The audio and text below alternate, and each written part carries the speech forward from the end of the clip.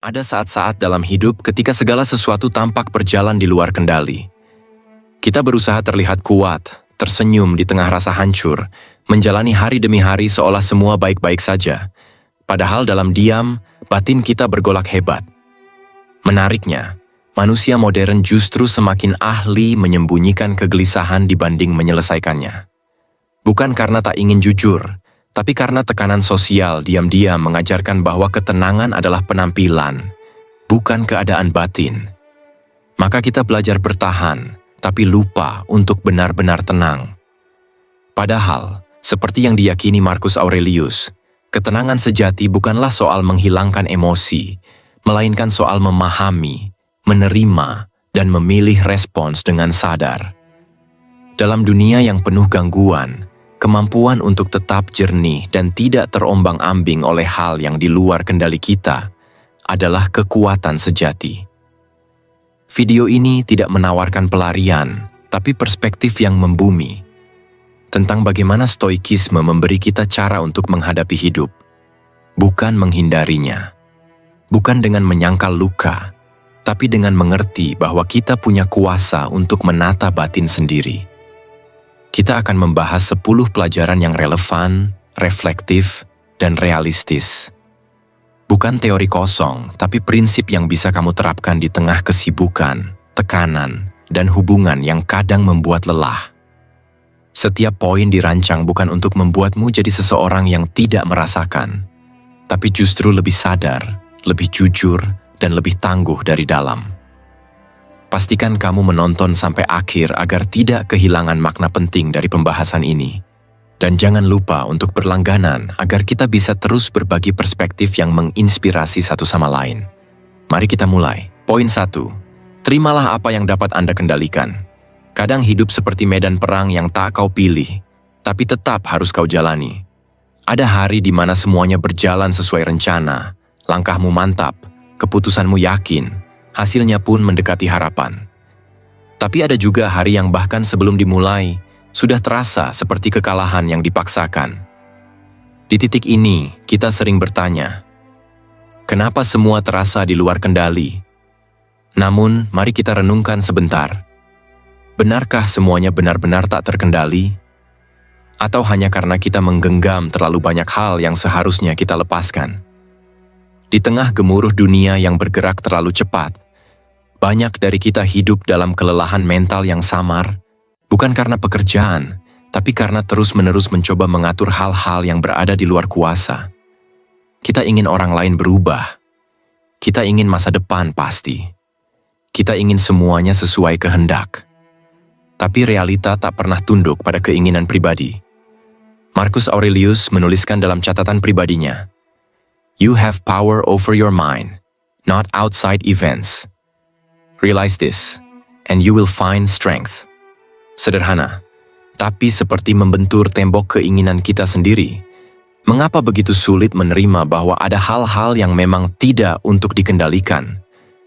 Karena ego kita tumbuh dalam dunia yang menilai manusia dari hasil. Semakin besar hasilnya, semakin tinggi nilainya. Maka tanpa sadar, kita menyamakan nilai diri dengan apa yang bisa kita capai, dan atur. Saat hasil di luar kendali tidak sesuai harapan, rasa kecewa itu tidak hanya soal kegagalan, tapi juga menyerang harga diri. Kita lalu merasa bersalah padahal kita tidak salah. Kita cemas, padahal belum tentu ada yang perlu ditakutkan. Ini karena kita terjebak dalam ilusi kontrol. Percaya bahwa jika kita cukup berusaha, semua bisa sesuai skenario. Tapi hidup bukan naskah yang kita tulis sendiri. Ada banyak faktor yang tidak bisa dipaksa. Reaksi orang lain, waktu, takdir, bahkan cuaca hati seseorang yang kita sayangi. Data dari American Psychological Association menyebutkan bahwa 60% sumber stres orang dewasa berasal dari hal-hal di luar kendali mereka, seperti ekonomi, kesehatan orang lain, dan situasi global. Namun alih-alih menerima keterbatasan itu, kita malah menyalahkan diri, seolah seharusnya bisa menghindari semuanya. Bayangkan seseorang yang terus mencoba membuat semua orang bahagia. Setiap konflik kecil dianggap tanggung jawab pribadi. Ia minta maaf bahkan saat tak bersalah. Lama-lama, tubuhnya mulai bicara, lelah, gelisah, susah tidur. Bukan karena dia jahat, tapi karena dia tak tahu cara membedakan antara peduli dan mengontrol. Dalam filsafat Stoik, titik baliknya justru dimulai saat kita berhenti mengejar kendali atas segalanya dan mulai memusatkan perhatian pada hal-hal yang benar-benar bisa dipegang. Pikiran sendiri, pilihan sikap, dan tindakan. Itu saja. Bukankah aneh? Justru saat kita melepas apa yang tak bisa digenggam, kita merasa lebih ringan? Mungkin. Tenang bukan berarti tidak terguncang, tapi tahu kapan harus menggenggam dan kapan harus melepaskan. Mungkin, kebijaksanaan bukan soal banyaknya yang kita kendalikan, tapi seberapa dalam kita memahami bahwa kita tak harus mengendalikan semuanya. Dan mungkin, hidup memang tak selalu bisa dikendalikan, tapi diri kita selalu bisa dilatih untuk lebih bijak merespons. Jadi, apakah kamu benar-benar butuh mengontrol semuanya? Atau sebenarnya kamu hanya takut kehilangan arah kalau tidak? Poin 2. Kekuatan penerimaan. Ada saat-saat tertentu di mana kamu diam, tapi di dalam terasa gaduh. Rasanya seperti sedang berjuang, tapi tak tahu lagi apa yang diperjuangkan. Bukan karena tak mau kuat, tapi karena tak tahu lagi bagaimana caranya.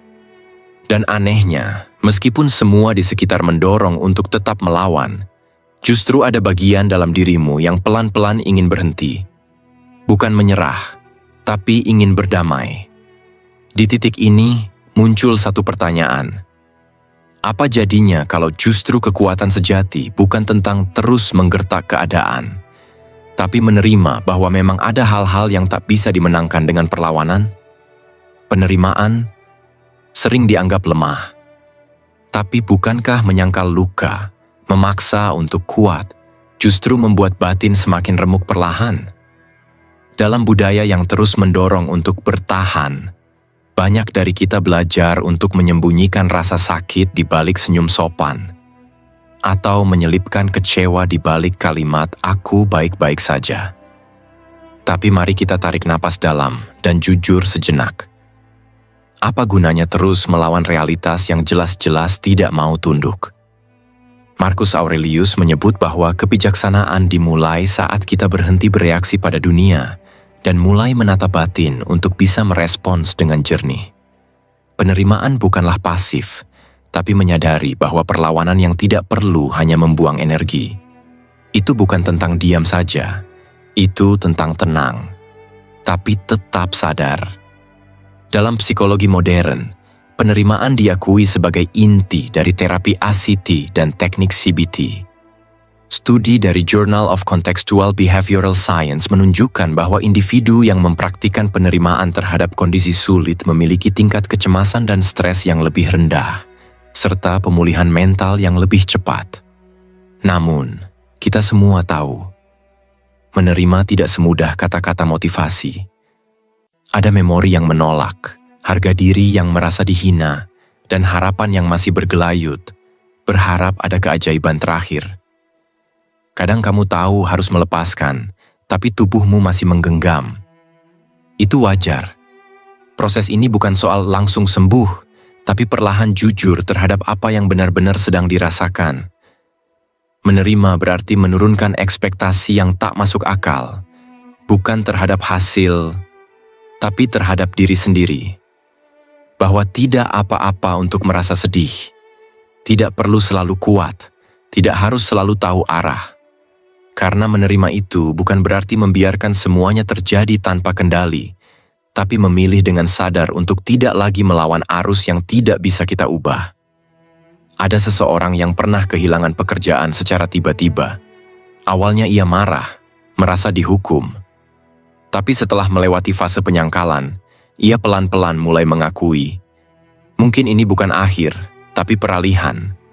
Dan saat ia berhenti melawan, justru jalan-jalan baru terbuka. Itu bukan kebetulan. Itu karena energi yang tadinya habis untuk perlawanan, kini dipakai untuk menata ulang cara pandang. Penerimaan bukan menolak emosi. Kamu tetap bisa menangis, kecewa, atau bahkan diam dalam hampa. Tapi kamu tahu, di balik itu ada ruang tenang yang tidak ikut hancur. Karena kamu mulai paham bahwa realitas tidak selalu mengikuti harapan, dan itu bukan kesalahan siapapun. Jadi, apakah kamu sedang melawan sesuatu yang memang tak bisa diubah? Atau sebenarnya kamu hanya belum siap mengakui bahwa tidak semua hal memang harus bisa dimenangkan? Dan jika memang begitu, bagaimana kalau kali ini kamu izinkan dirimu diam sejenak, bukan untuk menyerah, tapi untuk pulih? Poin 3. Berlatih kesadaran. Pernah nggak sih kamu merasa seperti sedang dikejar, padahal kamu tidak tahu oleh apa? Seharian sudah banyak yang kamu kerjakan, tapi tetap saja ada perasaan tertinggal, seolah hidup ini berlomba tanpa garis akhir yang jelas. Dan di tengah kelelahan itu, muncul kegelisahan aneh. Bukan karena kurang waktu, tapi karena kamu seperti tidak benar-benar ada di tempatmu sendiri. Pertanyaannya, benarkah kita lelah karena kesibukan? Atau karena kehilangan kehadiran? Marcus Aurelius pernah menulis, "Jangan biarkan masa depan mengganggumu. Kamu akan menemuinya. Jika memang itu takdirmu, dengan akal yang sama seperti kamu menghadapi masa kini." Di sini, ia mengajak kita kembali ke momen yang paling sering kita tinggalkan. Saat ini, kenyataannya banyak orang hidup seperti autopilot. Bangun pagi, sibuk sepanjang hari, lalu tidur dalam rasa lelah yang tak terjelaskan. Kita tidak sedang malas, kita hanya tidak sempat berhenti. Dan justru karena terlalu sibuk itulah, kita kehilangan diri sendiri dalam prosesnya. Menurut American Psychological Association, hampir 47% waktu seseorang dihabiskan dalam kondisi mind wandering. Pikirannya tidak ada di tempat tubuhnya berada. Jadi apa akibatnya kalau kamu tidak pernah hadir secara utuh? Pelan-pelan, hubungan jadi dangkal. Bahkan saat duduk bersama orang terdekat, kamu merasa jauh karena pikiranmu melayang kemana-mana. Fokus jadi sulit, tidur terasa tidak nyenyak, dan waktu terasa semakin cepat. Padahal kamu belum sempat merasakan apapun. Rasa sesak, kepala penuh, atau tiba-tiba marah tanpa sebab. Bisa jadi bukan karena kamu tidak waras, tapi karena batinmu berteriak minta diperhatikan. Saat kamu tidak pernah hadir, tubuhmu yang akhirnya bicara. Dan dalam stoikisme, itulah pentingnya membangun kesadaran.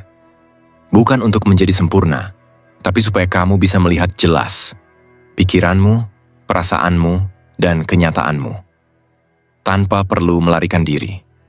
Contohnya begini, seseorang yang sedang gelisah biasanya mencari pelarian cepat.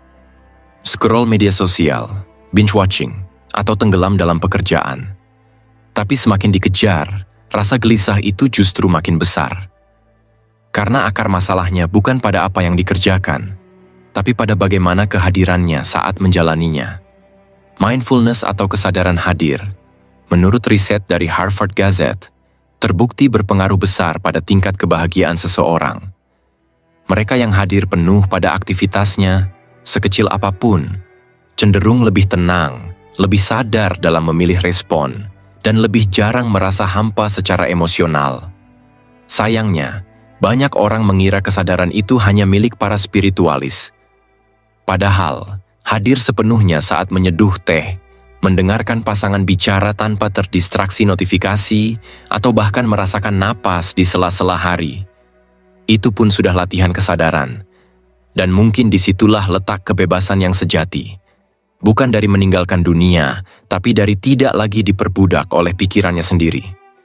Bukan dari hidup tanpa pikiran, tapi dari tidak perlu terus-menerus mengikuti semua narasi batin yang muncul. Jadi, sekarang ini, kamu benar-benar ada di mana? Di sini? Atau masih terseret ke masa lalu yang sudah lewat? Atau masa depan yang belum tentu datang? Poin 4. Membangun ketangguhan. Ada satu fase hidup yang sering tidak dibicarakan dengan jujur. Fase ketika kamu terlihat baik-baik saja, tetap berjalan, tetap berfungsi, tapi di dalam ada bagian yang diam-diam lelah. Bukan lelah fisik, lebih ke lelah menahan, menahan ekspektasi, menahan peran, menahan tuntutan untuk terus kuat, bahkan saat kamu sendiri tidak yakin masih sanggup. Di sini muncul pertanyaan yang jarang kita tanyakan pada diri sendiri. Apakah aku benar-benar tangguh, atau hanya terbiasa memaksa diri bertahan? Banyak orang mengira ketangguhan berarti tidak goyah. Padahal, kalau kita jujur, hampir semua manusia pernah runtuh. Bedanya, ada yang belajar dari runtuhnya, ada yang pura-pura tidak pernah jatuh. Stoikisme berdiri di sisi yang pertama. Marcus Aurelius tidak pernah mengajarkan hidup tanpa luka. Ia justru mengingatkan bahwa hidup pasti penuh tekanan, dan tugas kita bukan menghindarinya, tapi mengelola batin saat tekanan itu datang. Secara psikologis, riset dari American Psychological Association menunjukkan bahwa ketangguhan atau resilience bukan sifat bawaan, melainkan keterampilan yang bisa dilatih.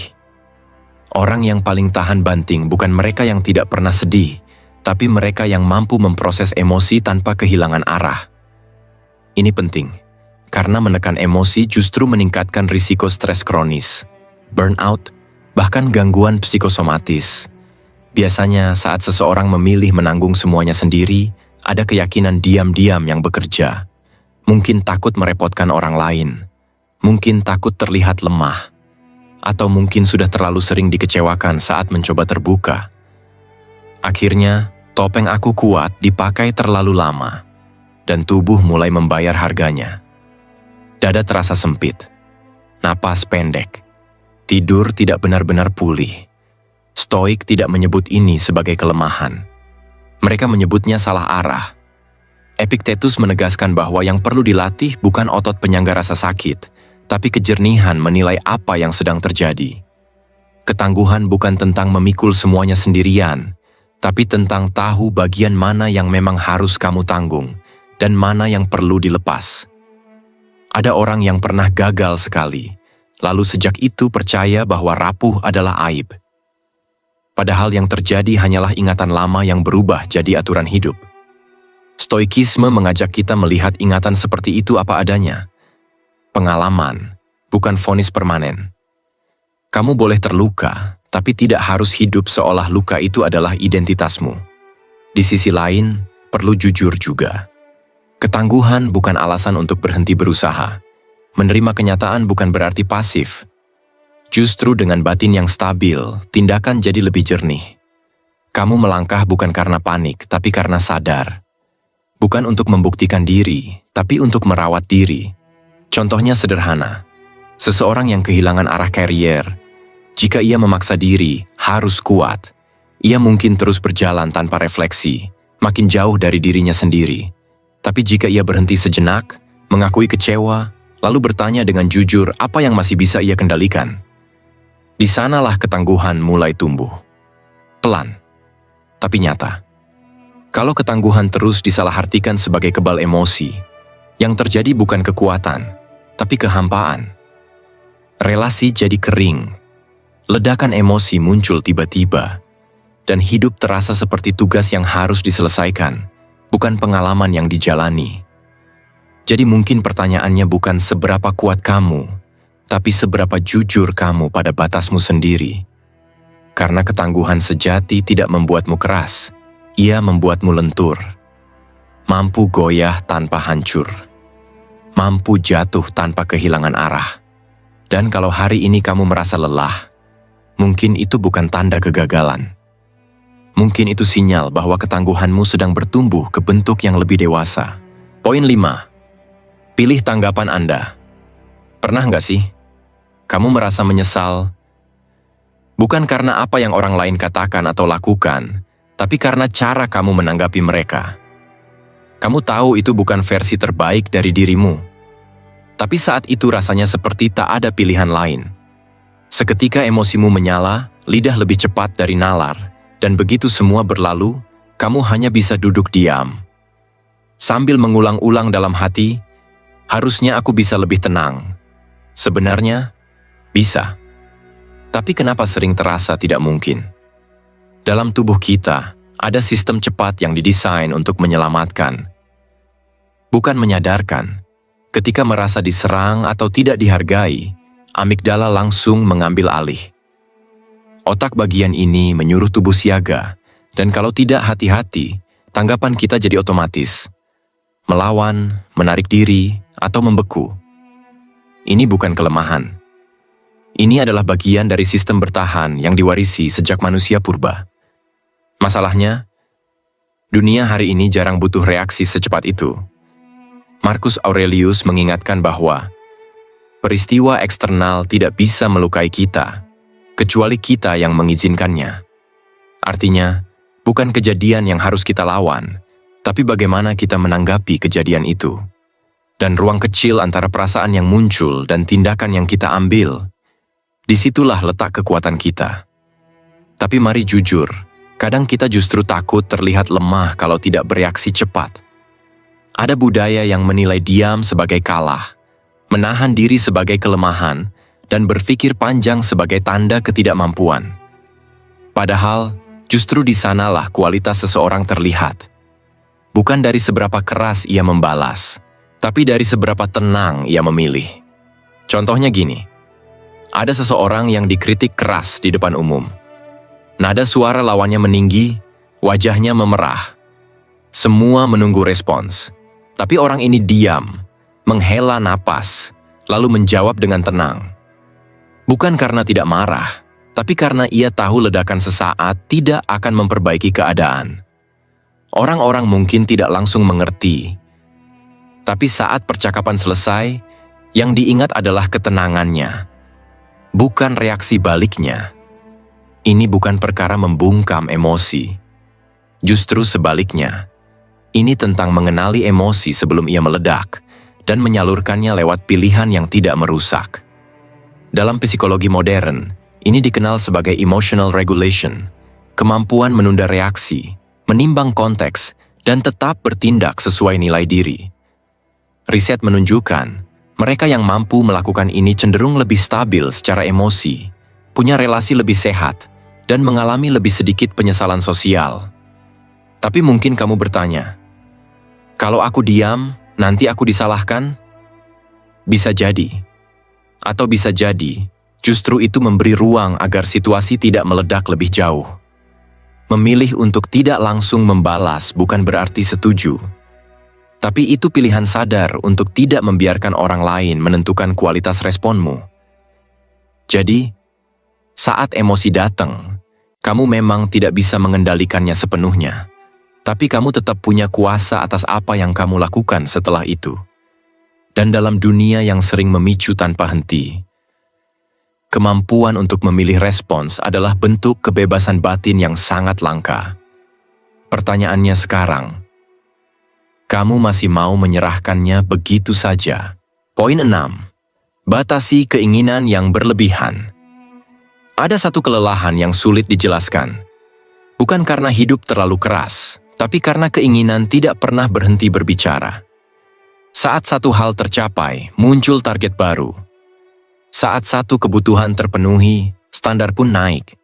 Dan tanpa sadar, hidup berubah menjadi daftar tunggu yang tak pernah selesai. Coba jujur sebentar. Pernahkah kamu merasa kurang? Padahal kalau dilihat dari luar, hidupmu sebenarnya sudah cukup layak? Jika iya, kemungkinan besar yang lelah bukan hidupmu, tapi keinginanmu. Biasanya kalau kita melihat orang lain melangkah lebih cepat, punya lebih banyak, atau terlihat lebih berhasil, ada suara halus di dalam diri yang berkata, "Aku juga seharusnya begitu." Psikologi menyebut ini sebagai kecenderungan membandingkan diri secara sosial. Masalahnya, pembanding itu tidak pernah netral.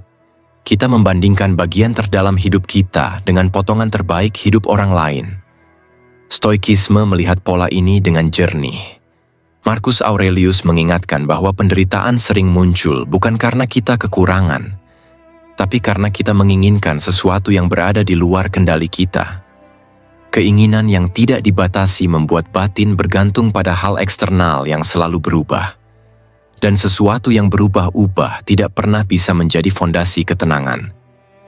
Penelitian dalam psikologi kesejahteraan menunjukkan hal yang serupa. Studi tentang hedonic adaptation menjelaskan bahwa manusia cepat beradaptasi dengan pencapaian baru. Kenaikan status, pencapaian, atau kepemilikan hanya memberi lonjakan kebahagiaan sementara, lalu kembali ke titik awal. Artinya, mengejar lebih tanpa henti tidak membawa kepuasan jangka panjang, hanya kelelahan yang lebih halus. Yang sering terluka saat keinginan tak terpenuhi, bukan hanya rasa ingin, tapi harga diri. Kita tanpa sadar menggantungkan nilai diri pada apa yang kita capai. Maka ketika belum sampai, muncul rasa gagal. Padahal, mungkin yang perlu ditinjau ulang bukan usahanya, tapi arah keinginannya. Bayangkan seseorang yang terus mengejar pengakuan. Ia bekerja keras, terlihat sibuk, selalu ingin satu langkah lebih maju. Tapi setiap kali sendirian, ada kekosongan yang tidak terisi. Bukan karena ia malas bersyukur, tapi karena ia belum pernah bertanya, apa sebenarnya yang aku butuhkan, bukan yang aku inginkan. Membatasi keinginan bukan berarti mematikan ambisi. Ini sering disalahpahami. Stoik tidak mengajarkan hidup tanpa tujuan, tapi hidup dengan tujuan yang tidak memperbudak batin. Keinginan diarahkan pada hal yang bisa dikendalikan. Kualitas karakter, cara bertindak, dan nilai yang dipegang. Bukan pada validasi, status, atau perbandingan yang tak ada ujungnya. Tentu ada sisi lain. Tanpa keinginan, manusia tidak bergerak. Tapi pertanyaannya bukan apakah kita harus punya keinginan, melainkan keinginan jenis apa yang kita biarkan memimpin hidup. Keinginan yang lahir dari ketakutan akan tertinggal akan membuat kita gelisah. Keinginan yang lahir dari nilai akan membuat kita tenang, meski jalannya panjang.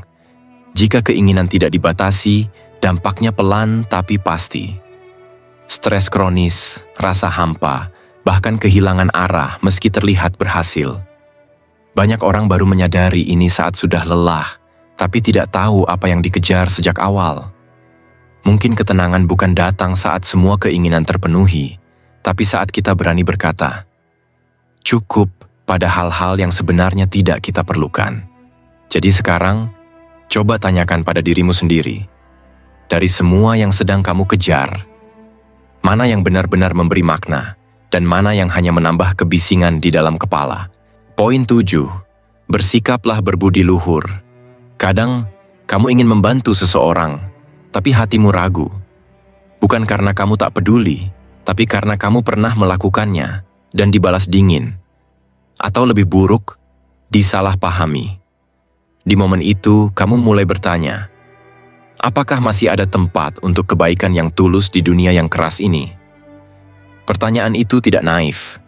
Ia lahir dari pengalaman.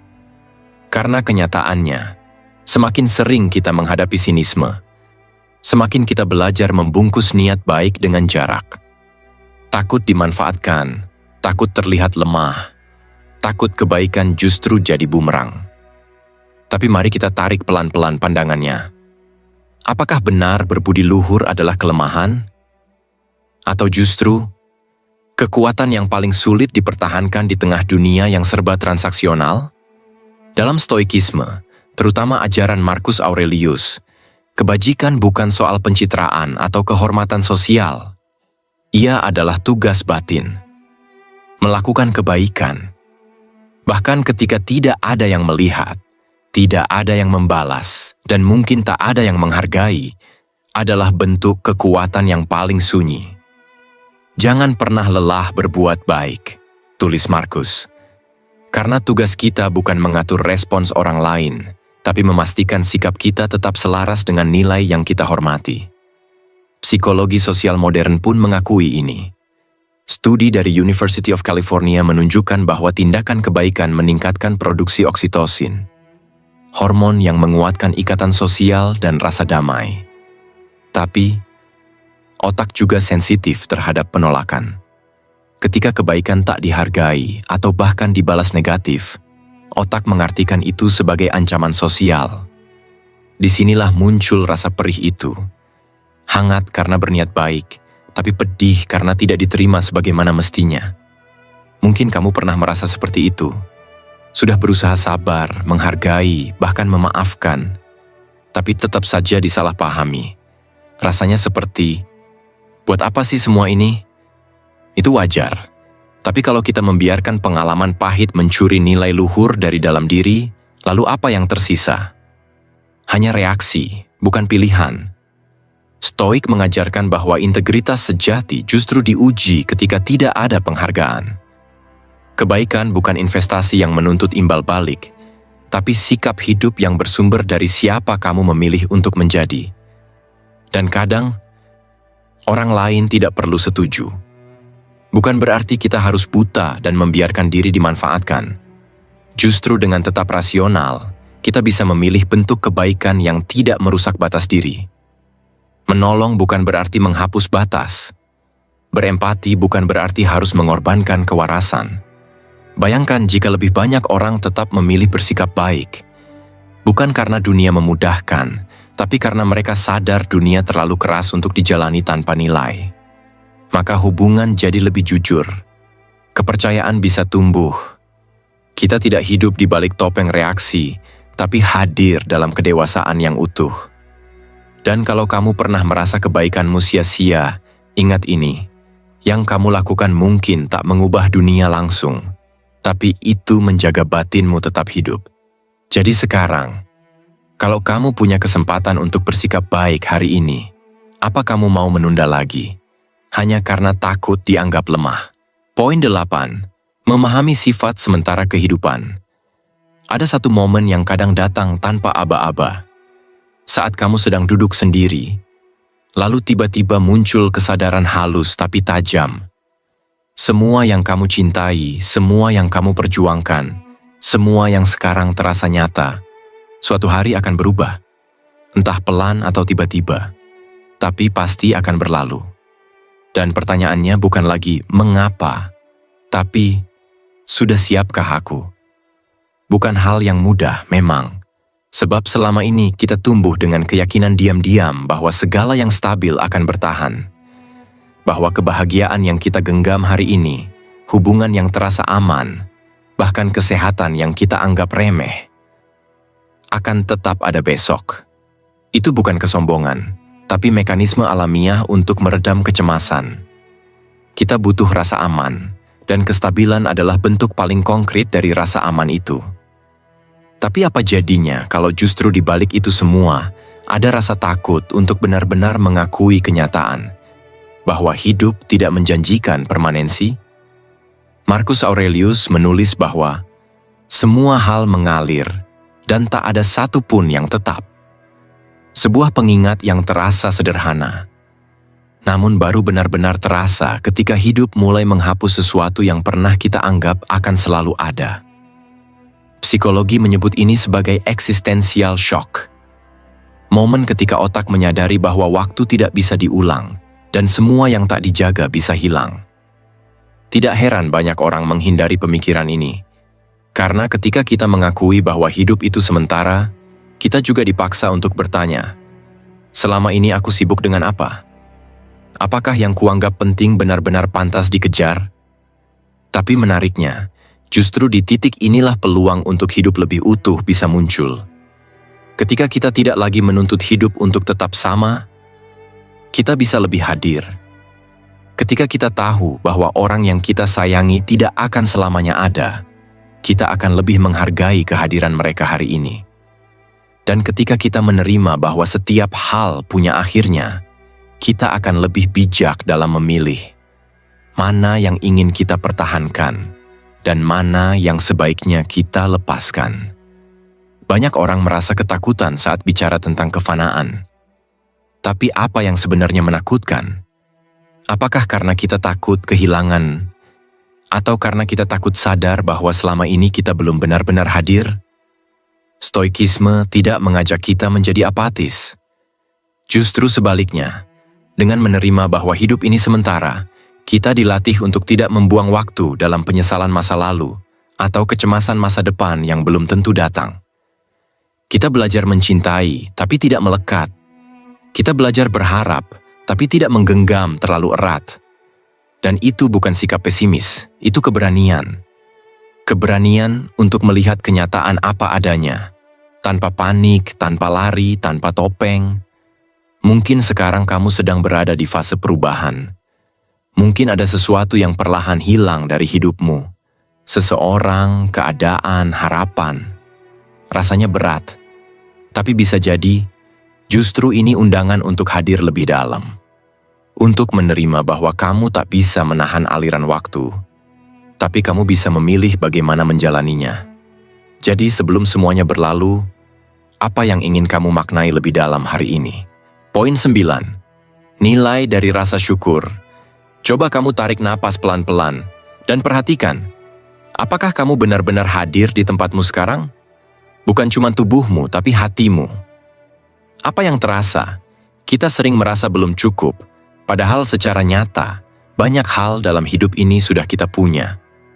Bahkan yang dulu pernah kita panjatkan diam-diam dalam doa. Tapi anehnya, begitu hal itu hadir, kenapa rasanya cepat sekali jadi biasa? Mungkin kamu pernah merasakannya.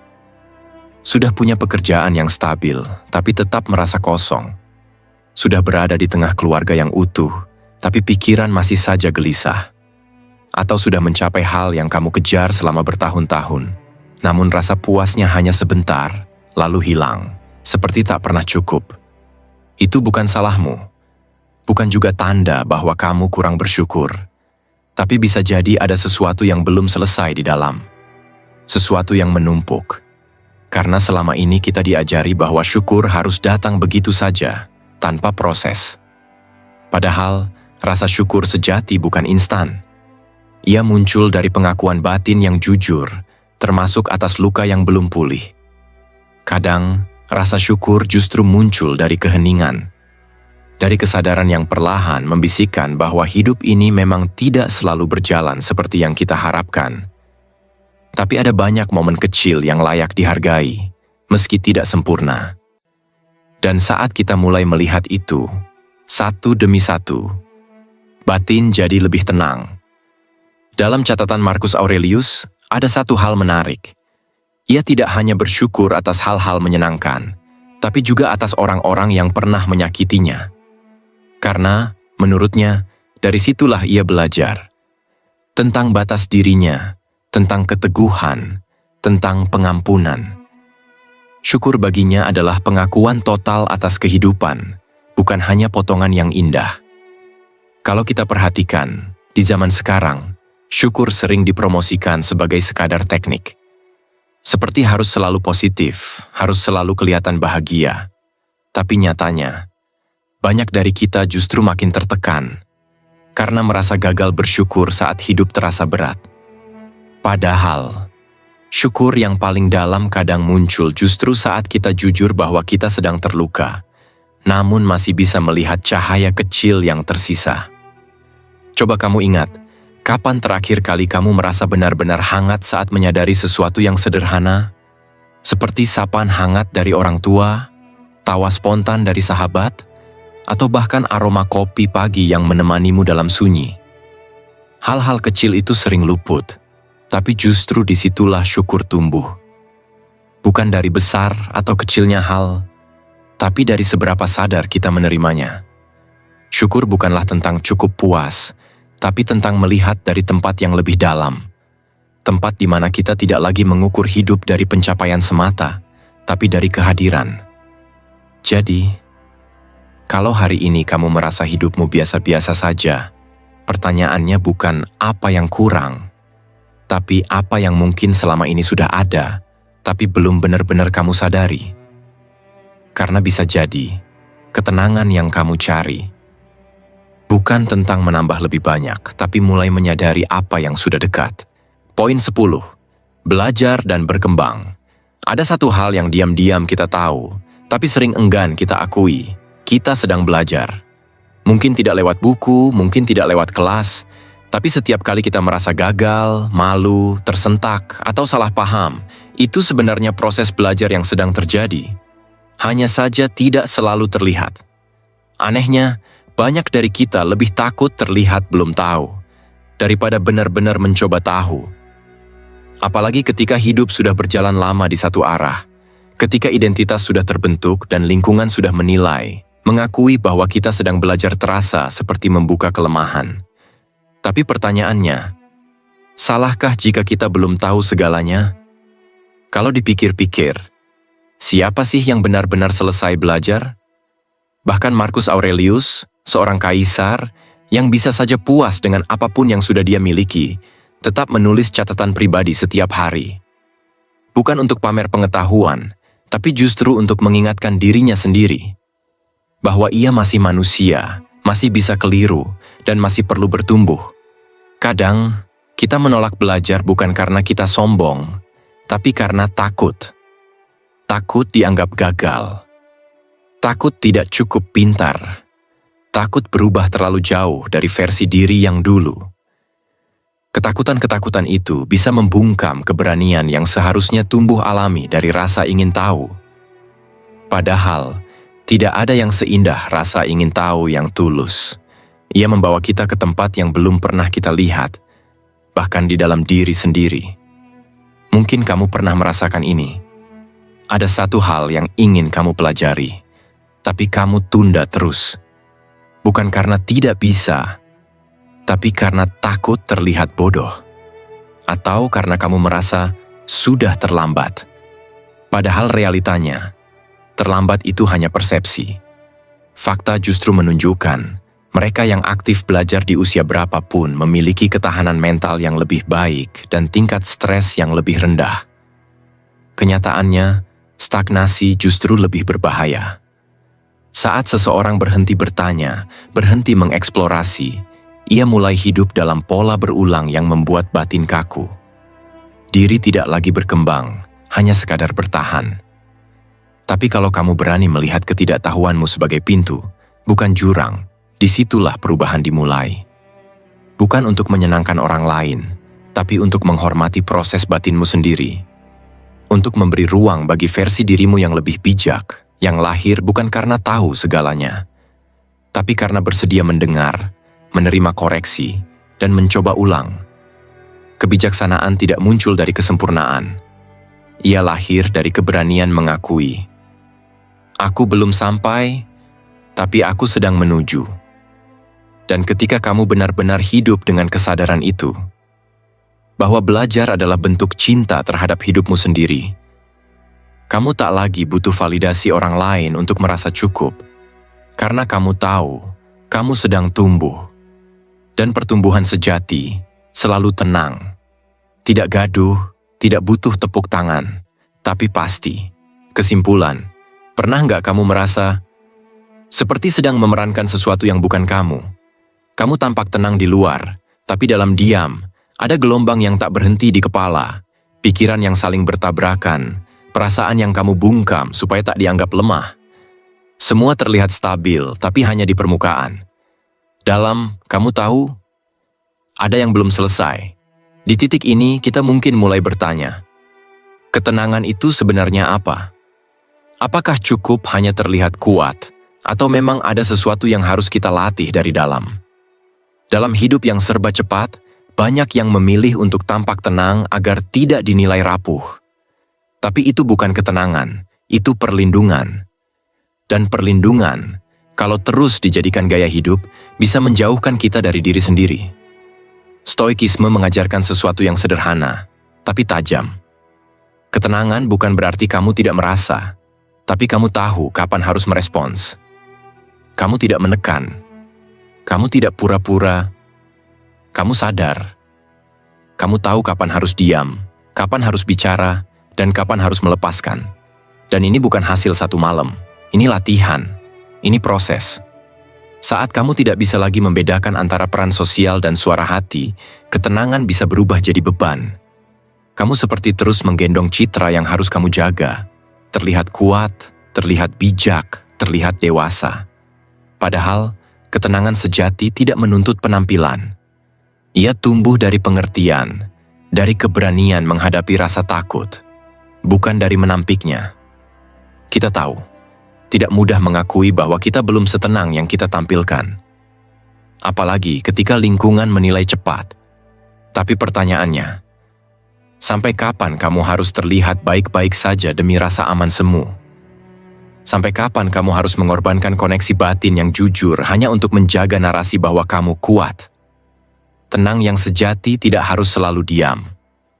Kadang justru muncul saat kamu berani mengakui luka, berani menunda reaksi impulsif, atau berani melihat situasi tanpa terburu menilai. Ini bukan soal ketegasan keras kepala, tapi keberanian batin untuk memilih kedamaian walau keadaan tidak ideal. Kalau hari ini kamu merasa lelah karena harus selalu tenang, mungkin tubuhmu sedang memberi tanda. Cukup berpura-pura. Mungkin ini waktunya mulai membangun ketenangan yang tidak harus dilihat siapa-siapa. Yang cukup kamu rasakan sendiri dari dalam. Bukan karena hidup sudah sempurna, tapi karena kamu mulai bisa menerima bahwa tidak semua hal bisa dikendalikan. Bahwa tidak semua luka harus disembuhkan sekarang. Dan bahwa tidak semua pendapat orang harus kamu jawab. Disitulah ketenangan sejati mulai tumbuh. Dan saat kamu mulai membedakan, mana yang bisa kamu ubah, mana yang perlu kamu lepaskan, kamu tak lagi mengejar ketenangan. Kamu menjadi tenang, tanpa topeng, tanpa tuntutan. Hanya kamu yang hadir sepenuhnya dalam hidup yang terus bergerak.